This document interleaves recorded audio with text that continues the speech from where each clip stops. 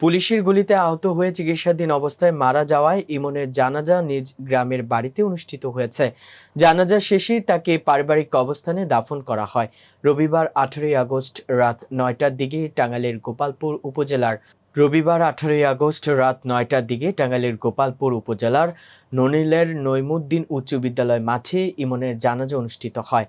এতে উপস্থিত ছিলেন কেন্দ্রীয় বিএনপির প্রচার সম্পাদক ও সাবেক যুবদল সভাপতি সুলতান সালাউদ্দিন টুকু, জেলা প্রশাসক মোহাম্মদ কাইসারুল ইসলাম, জেলা পুলিশ সুপার গোলাম সবুর, অতিরিক্ত পুলিশ সুপার শরফুদ্দিন, টাঙ্গাইল জেলা জামাতের সেক্রেটারি মোহাম্মদ হুমায়ুন কবির, ভুয়াপুর উপজেলার বিএনপির সভাপতি অ্যাডভোকেট গোলাম মোস্তফা, সাধারণ সম্পাদক সেলিমুজ্জামান তালুকদার সেলু সহ বৈষম্য বিরোধী ছাত্র আন্দোলনের জেলা উপজেলার সমন্বয়করা উপস্থিত ছিলেন। নিহত ইমনের ছোট ভাই হাফেজ সুমন জানাজা পড়ান।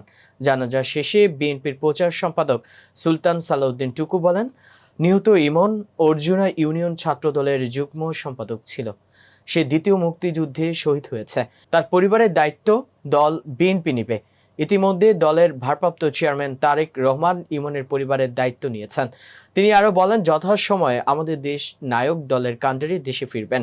এর আগে গত 5 আগস্ট সাবেক প্রধানমন্ত্রী শেখ হাসিনা পদত্যাগ করে দেশ ত্যাগের পর বিকেলে টাঙ্গাইলের গোড়াই এলাকায় পুলিশের সাথে সংঘর্ষে গুলিবিদ্ধ হয় কলেজ ছাত্র ইমন। পরে তাকে স্থানীয় একটি হাসপাতালে ভর্তি করা হয়। এতে তার শারীরিক অবস্থার অবনতি হলে তাকে ঢাকা মেডিকেল কলেজ হাসপাতালে ভর্তি করা হয়। পরে সেখানে চিকিৎসাধীন অবস্থায় 18 আগস্ট সকালে তার মৃত্যু হয়। নিহত ইমন গোপালপুর উপজেলার নলিল নইমুদ্দিন উচ্চ বিদ্যালয় থেকে এসএসসি ও ভুয়াপুরের Alwa Moniruzzaman school and college থেকে 2023 সালে এইচএসসি পাশ করে গোপালপুরের হেমনগর ডিগ্রি কলেজে ভর্তি হয়।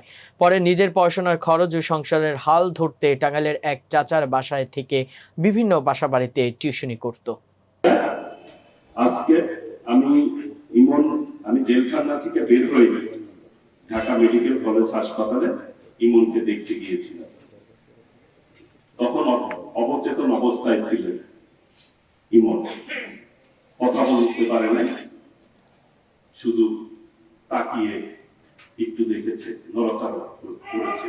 এর বাইরে পুরা শরীর নিথর দেহ পড়েছিল হাসপাতালে লাইফ সাপোর্ট। আজকে দর্শক, ভিডিওটি ভালো লেগে থাকলে অবশ্যই লাইক, কমেন্ট, শেয়ার করে কাজী টিভি নিউজ 24 এর সাথেই থাকুন এবং সবার আগে সকল আপডেট পেতে ভিজিট করুন www.kazitv news24.com।